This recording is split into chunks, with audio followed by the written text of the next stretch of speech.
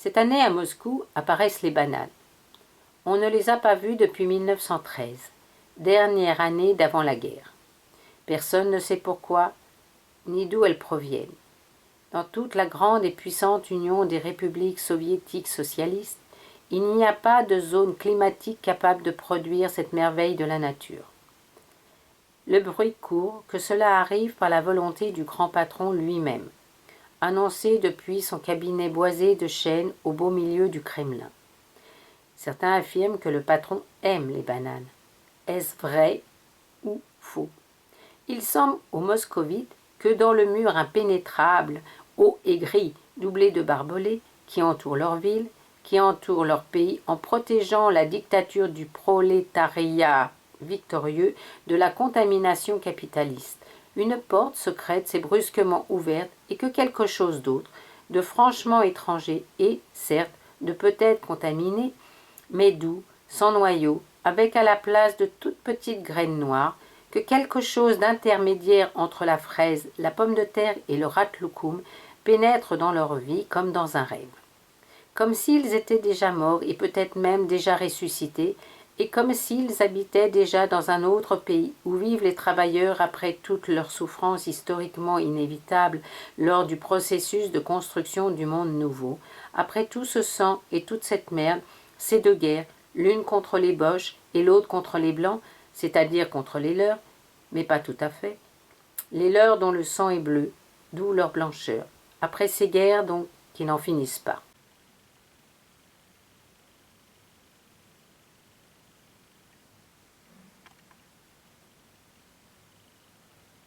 C'est un roman documentaire donc, qui parle du couple de Bulgakov, de Mikhail Bulgakov, que vous connaissez bien sûr tous, l'auteur de Maître et Marguerite, de nombreux autres romans, de la biographie de Molière, et de sa femme Elena. Et cela se passe le 31 décembre 1939. Donc on est à la fin de cette année, non 38, pardon, je me suis trompée, 38 bien sûr. Et ensuite, donc c'est ce jour-là qui est décrit dans leur vie. Et ensuite, la deuxième partie, donc il y a deux parties dans le livre. Le premier livre, c'est le 31 décembre au soir 1938. La deuxième partie, c'est le 15 janvier 1939. Et puis après, il y a une conclusion. Voilà. Donc c'est un roman documentaire donc, qui parle de cet écrivain. Et c'est un genre particulier qui est un peu, il faut l'avouer, un peu en vogue aujourd'hui. C'est pratiqué par de très nombreux écrivains, donc on sait ce que c'est comme genre. C'est une œuvre littéraire, c'est-à-dire entièrement écrite, avec une langue qui est une sorte d'artifice, une production purement artistique, littéraire, mais qui se fonde complètement également, donc il y a deux complètements, c'est complètement artistique, surtout dans la langue, qui exprime ma personnalité d'écrivain, et d'autre part c'est complètement documentaire, c'est-à-dire je prétends que c'est complètement vrai, et j'insiste là-dessus en tant qu'historienne, que c'est complètement vrai en même temps. Voilà, c'est un genre un peu paradoxal si vous voulez. Dans ce livre, vous nous faites entrer dans l'intimité du couple Bulgakov, à une époque compliquée. Sur quels documents vous êtes-vous basé pour développer votre imaginaire? Il y a deux côtés là, il y a le côté désir, passion, ma passion pour cet écrivain, et le désir de l'intimité avec cet écrivain, qui vient aussi du fait que j'ai un sentiment de légitimité, pas seulement parce que je suis russe et parce que je suis née à Moscou, Mais il y a comme un petit en plus dans cette histoire. Je suis née dans la maison qui est juste à côté de l'une des 3 maisons de Bulgakov, l'une des 3 adresses de c'est rue Pirogovskaya. Donc j'ai comme quand je lis le journal de Elena Bulgakov qui décrit leur promenade, qui décrit leur vie, le début de leur vie de couple, je suis chez moi. J'ai passé mon enfance exactement dans le même décor moscovite. Dans cette maison, il a vécu avec sa famille jusqu'à son départ. Donc en tant que médecin, il a fait ses études de médecin à Kiev et après il est parti, il a été envoyé à la campagne, dans la région de Smolensk, et là il s'est retrouvé, donc comme tous les lecteurs de ces récits d'un jeune médecin savent, il s'est retrouvé seul médecin sur des kilomètres alentour à faire tout, à opérer alors qu'il était pédiatre de formation, voilà. Donc il y a ce désir d'une part et ce sentiment de légitimité, et d'autre part il y a la possibilité, c'est pas seulement désirable un livre comme ça, mais c'est aussi possible. Pourquoi est-ce que c'est possible de rentrer dans l'intimité des Bulgakov? Parce que après la perestroïka, à partir de la fin des années 80 et au tout début des années 90, les archives de certaines institutions se sont ouvertes, notamment du KGB, de l'ancien NKVD, donc, et tous les dossiers de Bulgakov étaient publiés. Il y a une masse de publications qui a eu lieu à la fin des années 80, début des années 90, sur du très mauvais papier, en tout petites lettres, épuisé aujourd'hui, mais ça existe. Ça prend chez moi beaucoup de place. C'est au moins 1 mètre de livres, de publications. Il y a le journal de Elena Bulgakov qui a été publié, il y a la correspondance de Bulgakov qui a été publiée, les dénonciations des personnes bienveillantes contre Bulgakov étaient publiées. Donc on peut rentrer, non seulement on peut désirer, mais on peut effectivement rentrer grâce à ces documents dans l'intimité de Bulgakov. Et comment on fait? Aussi bien l'historien que l'écrivain, ils ont un point commun.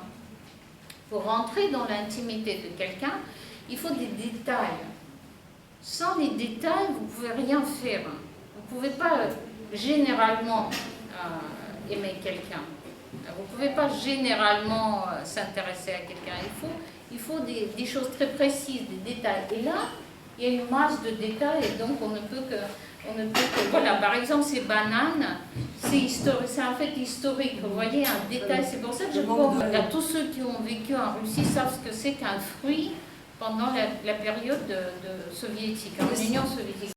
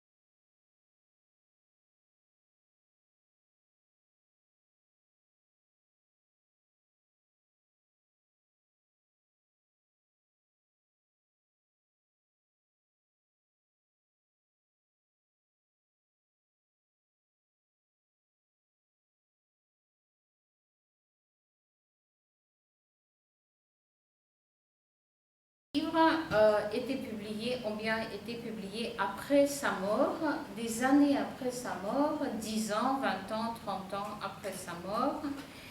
Et l'ouvrage que j'analyse en particulier dans ce livre, il y a 2 ouvrages auxquels je m'intéresse particulièrement, c'est la biographie de Molière. Pour une raison très particulière, c'est un ouvrage d'historien. Je suis historienne. Je pense que Bulgakov procède dans cet ouvrage d'une manière très intéressante pour nous, historiens d'aujourd'hui. On a beaucoup de choses à apprendre auprès de lui. C'est un historien qui pratique une méthode très intéressante et pour abréger ça, je veux vous dire, il résiste à tout déterminisme. Voilà. Il écrit la biographie d'un homme où rien n'est évident, tout est étonnant. C'est une attitude entièrement anti-soviétique. Voilà. Donc il présente cet ouvrage aux autorités. Évidemment, il est rejeté. Même s'ils ne savent pas le dire exactement, ils le sentent immédiatement. Ils sentent immédiatement que ça ne va pas. L'homme soviétique doit être déterminé par plein de choses, par sa classe, par son éducation, par ses opinions politiques. Il est défini. Molière est une anomalie. C'est quelque chose qui n'arrive qu'une fois dans la civilisation humaine. On ne sait pas pourquoi. Mikhaïl Bulgakov avait choisi le camp des Blancs. Il ne croyait pas en la révolution.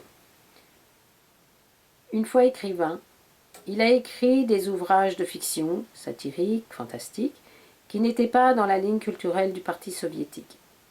Pourtant, au fil du temps, il leur a beaucoup écrit. Pouvez-vous nous expliquer sa position politique? Sa position politique, c'était que c'était un homme libre.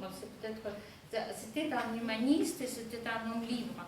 Et il a parlé ouvertement, même pendant des séances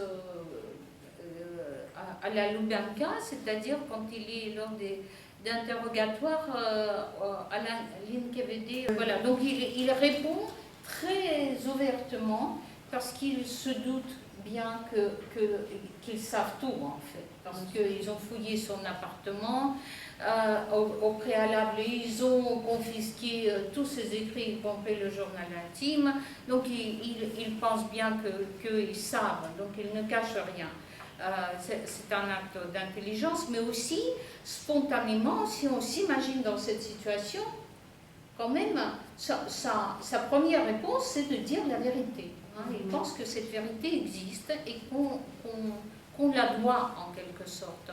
Je pense que c'est très important aussi pour sa position en tant que jeune médecin, en tant que ensuite citoyen de la Russie, de l'Union soviétique. Il pense qu'il fait partie d'une classe éclairée, une classe éduquée, qu'il a reçue par sa naissance et par surtout son éducation universitaire et médicale, par ses dons, par l'ensemble de ses dons et de ses compétences reçues. Il pense qu'il peut accéder à une certaine vérité. Cette vérité, pour lui, est plus compliquée que ça, parce que c'est aussi un héritier des théologiens. Mais je pense que, et aujourd'hui c'est important de le penser et de se souvenir, qu'il y a eu, en tout cas, des gens qui pensaient que sur le fondement de leur naissance et éducation s'érige un devoir de vérité face à la société, à la cité, au pays. Il y a un devoir de vérité. Je pense que c'est ça profondément sa position, aussi bien face aux organes de surveillance à son pays, que face à son peuple.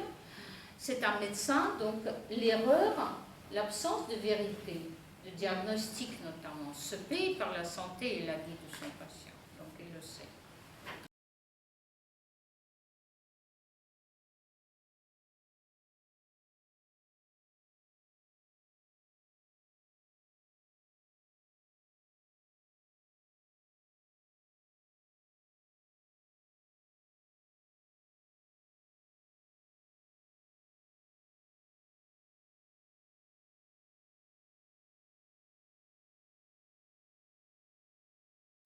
Oui, c'est ça. Donc, j'ai choisi de prendre deux jours. Ces 2 jours sont choisis en fonction de cette deuxième œuvre littéraire que j'analyse dans le livre, c'est la pièce qui s'appelle Batoum, finalement s'appelle Batoum, et au début cette pièce s'appelle Le Guide, Pastic, avec cet accent un peu slavon de l'église, Pastic, et qui est une pièce sur Staline. Alors, Staline, à coup de persécution, d'intimidation, arrive à convaincre Bulgakov d'écrire une pièce sur lui. Parce que Staline, et là le paradoxe, aime Bulgakov, aime la littérature de Bulgakov. C'est un peu sur ça aussi ce livre. Il y a deux personnages principaux, c'est Bulgakov et sa femme, mais le troisième personnage, c'est le grand patron. C'est le grand patron qui ne le lâche pas d'une seconde, qui le veut. C'est à propos du désir aussi. C'est à propos du désir de la part du pouvoir de ne pas mourir, finalement. Parce que le plein pouvoir ne suffit pas, il va mourir quand même, n'est-ce pas? Et après, son contrôle, c'est un chef de l'État totalitaire, donc c'est le total contrôle, mais après la mort, il perd tout, il perd tout contrôle. Donc il veut continuer à exister au-delà de la mort, et c'est quand même quelqu'un qui est... Donc Bulgakov est héritier des théologiens, et Staline est un ancien élève du séminaire orthodoxe, qui se prépare à devenir prêtre dans la religion orthodoxe, dans la version orthodoxe de la religion chrétienne.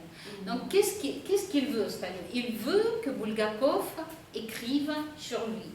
Et il arrive au point où Bulgakov est complètement désespéré.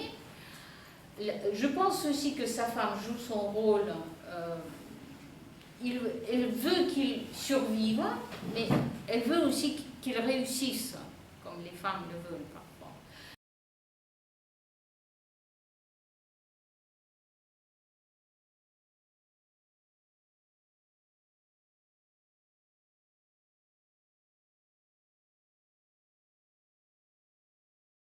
Elle est interdite. Et en fait, donc le réveillon de 1938, on apprend que probablement il va quand même écrire cette pièce, et qu'un jour plus tard, il lit les 2 premiers chapitres à ses amis. Voilà, ce sont ces 2 jours que je décris, avec, comme vous venez de le dire, plein de flashbacks qui éclairent des différents aspects de sa vie, de ses relations avec le grand patron. Et en fait, ce sont ces deux personnages qui vont finalement se retrouver dans cette pièce et autour de cette pièce. Et là, on aura besoin de Molière aussi, parce que pour écrire sur Staline, il sait ce qu'on attend de lui, parce qu'il vit dans la même maison que Mandelstam, qui vient d'être arrêté et assassiné, envoyé au goulag et assassiné pour un mauvais poème sur Staline. Donc il sait ce qu'il faut écrire sur Staline, hein, il sait. Donc il l'accepte, il décide que ça va être une pièce sur la jeunesse de Staline. Hein. Donc comme déjà ce procédé d'historien, on va partir du début, de la genèse, hein, ça c'est intéressant. Et en fait, il procède en tant qu'historien. Voilà, c'est ça mon point. Il procède en tant qu'historien. Il réunit juste avant, d'ailleurs, il s'apprêtait à écrire un manuel. Là, c'est vraiment d'une naïveté extraordinaire. Il s'apprêtait à écrire un manuel d'histoire russe pour un concours, pour éventuellement avoir un prix, c'est-à-dire de l'argent, parce qu'il ne peut vivre que de la littérature, il n'a aucun autre métier, il ne pratique plus la médecine depuis très longtemps. Et donc très naïvement, il pense qu'il va écrire un manuel d'histoire, mais la première chose qu'il commence à faire, il réunit les sources. Donc vraiment, c'est un écrivain, mais qui comprend très très bien la nature du métier d'historien. Et donc pour écrire cette pièce sur Staline, il commence à réunir certains documents et il y a eu une publication remarquable en Russie qui montre sur quoi il s'appuie dans cette pièce. Et je voudrais dire tout de suite que cette pièce elle a été publiée, cette pièce Batum. Je pense que c'est une œuvre extraordinaire, remarquable, qu'elle n'a pas été lue correctement et je veux dire tout de suite, elle n'a jamais été représentée sur scène. Dans votre livre, vous montrez toute la difficulté pour les artistes à produire des œuvres sincères et le danger de la censure, notamment avec l'exemple de Mandelstam, qui après avoir écrit un sincère poème sur Staline, fut envoyé au goulag. Vous publiez des lettres et on se demande à quel jeu jouait Staline avec Mikhail Bulgakov, surtout quand Staline l'appelle pour lui demander s'il veut quitter la Russie.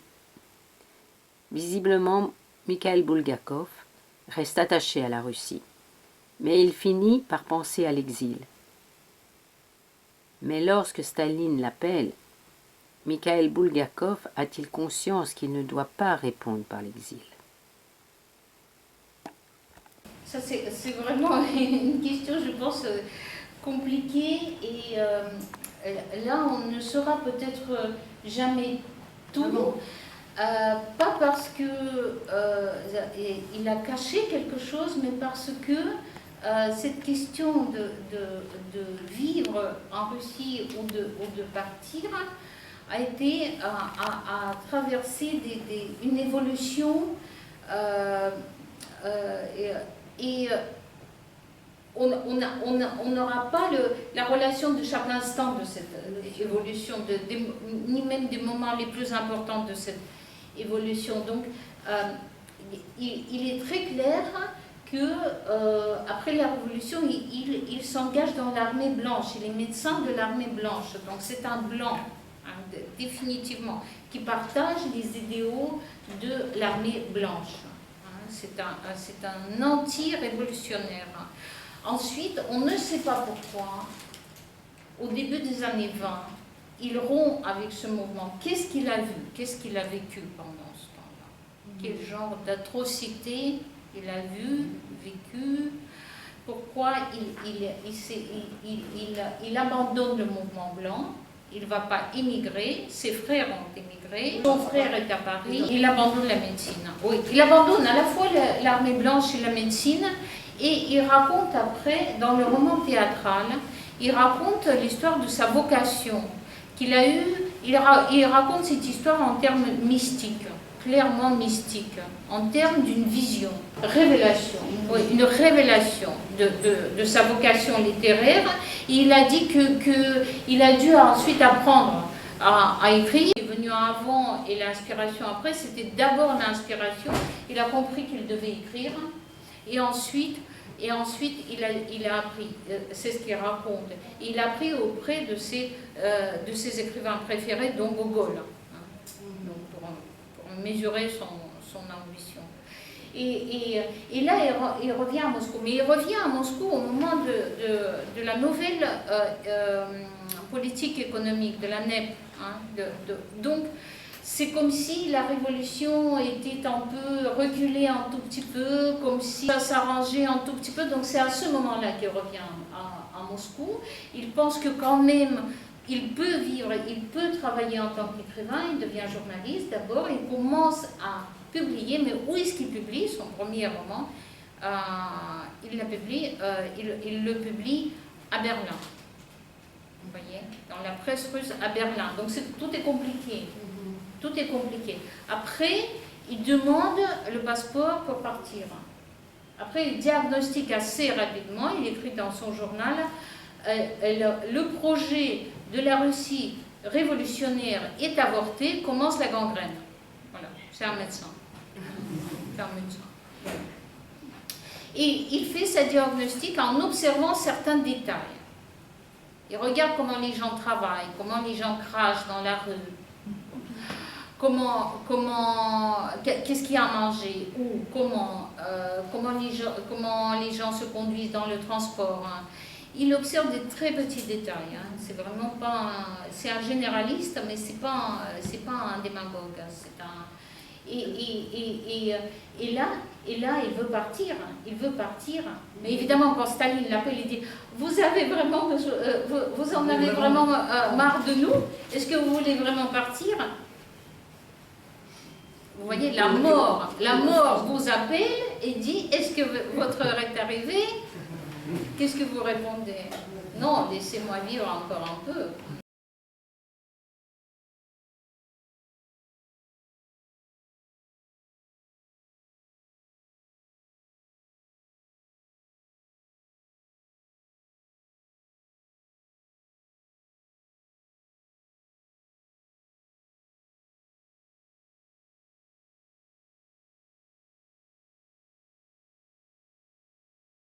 C'est une femme extraordinaire et on a son journal. En fait. On a son journal.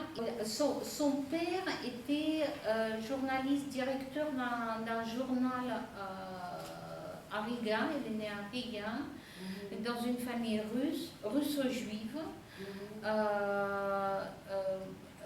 Son père était d'origine juive, mais qui a pris qui s'est converti au protestantisme. Ils sont tous les deux mariés et elle a 2 enfants. Voilà, donc rien n'est possible entre eux. Et cet amour impossible est transcrit dans la figure de Marguerite. Ça commence comme une histoire d'amour impossible et comme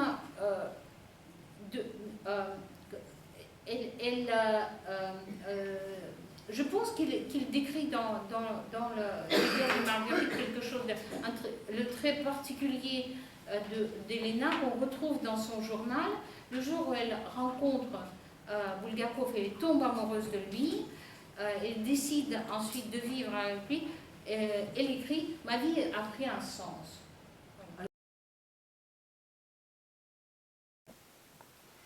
Celle qui s'appelle maintenant Elena Bulgakov vient donc d'un monde où les hommes et les appartements sont beaux, grands, hauts de plafond et nobles. C'est un monde peuplé de femmes racées, aux longues jambes sèches et nerveuses, aux yeux verts, aux cheveux luisants, ondulants, aux pores de tête, fières. Ces femmes sont d'excellentes maîtresses de maison. Aussi, Elena l'a-t-elle été naguère pour son général, et ainsi l'est-elle devenue à nouveau pour Mikhaïl Bulgakov. Son demi-dieu, son amant blond aux yeux bleus vifs, son idole à la démarche de chat, à la chemise toujours impeccable et au manteau de fourrure provoquant. Son mari adorable et son écrivain adoré, avec pas beaucoup de moyens, au fond sans moyens du tout, mais avec, en revanche, beaucoup de classe et de rire.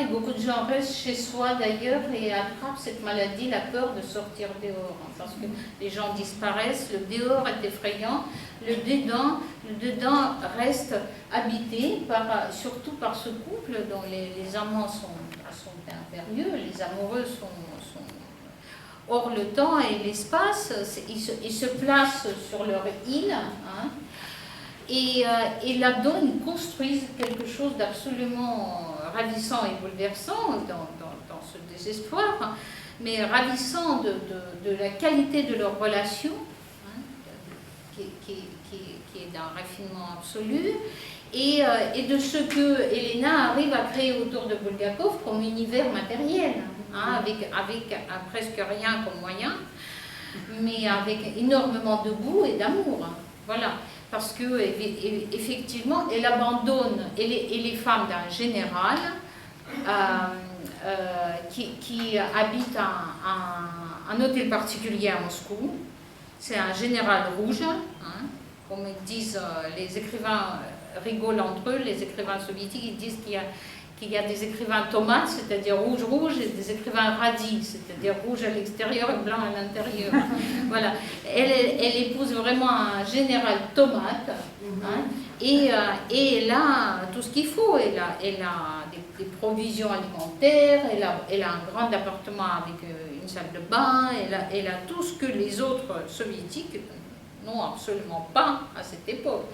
Et elle choisit quand même de partir pour vivre avec Bulgakov, qui n'a rien, qui a juste lui. Voilà. C'est le choix de lui contre tout l'entourage.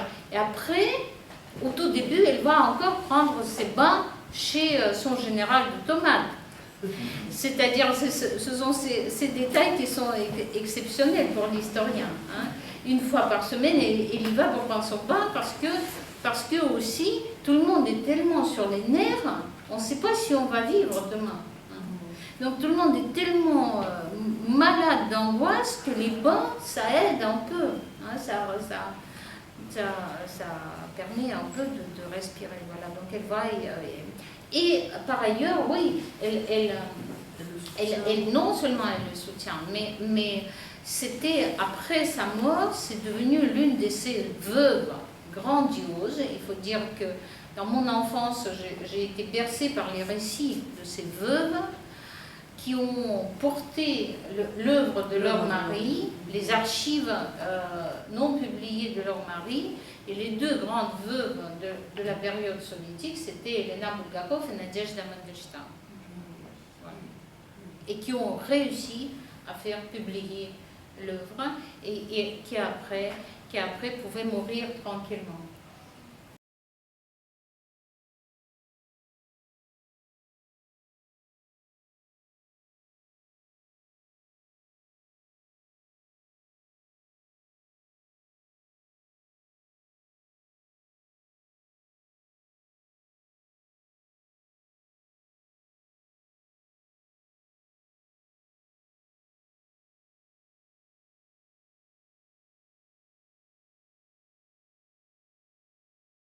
Je pense qu'il ne risquait rien de toute façon. Et de toute façon, il allait voir ce que l'autre va produire. Donc ça l'amusait aussi, hein, hautement. Il faut dire que le grand patron s'ennuie la plupart du temps. C'est ça aussi les archives.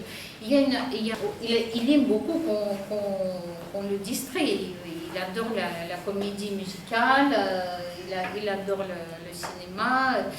Il faut dire que là aussi, il y a eu des archives extraordinaires qui étaient publiées, notamment par l'historien qui s'appelle Khlevniuk, qui a écrit la biographie de Staline, que je vous conseille hautement. Ça a été traduit en français récemment. Staline, la biographie d'un dictateur.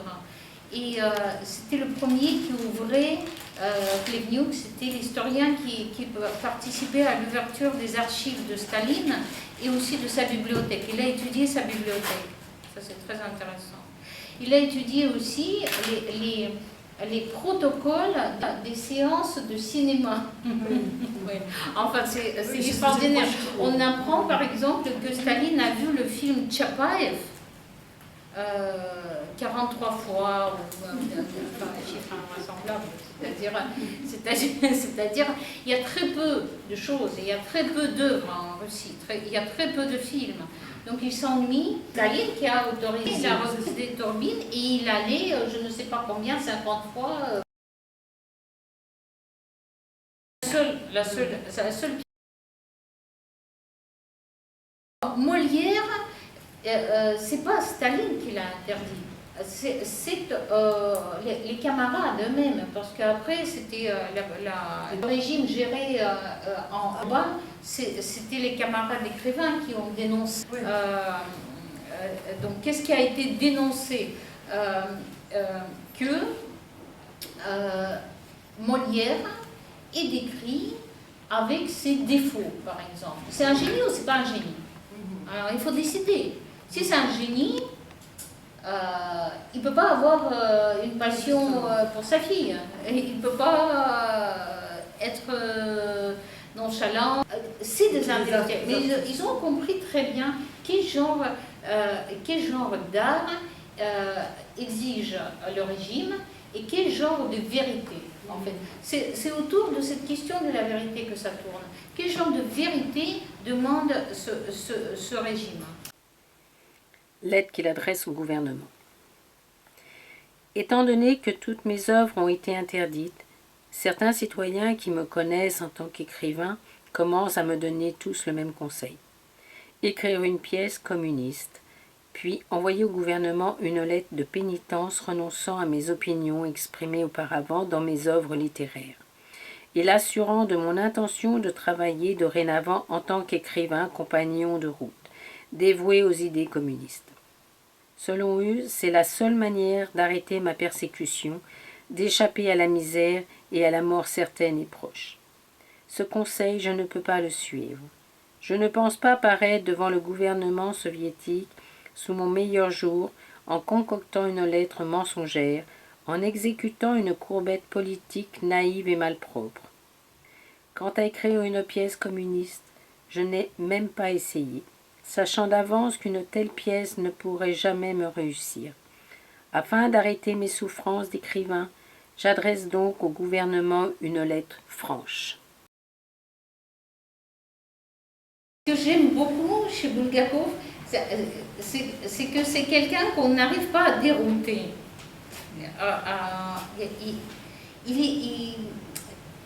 Il peut peut-être même imaginer quelque chose de collaborer avec le régime, il peut entrevoir quelque chose, mais dès qu'il commence à parler, à agir ou à écrire, il dit ce qu'il pense.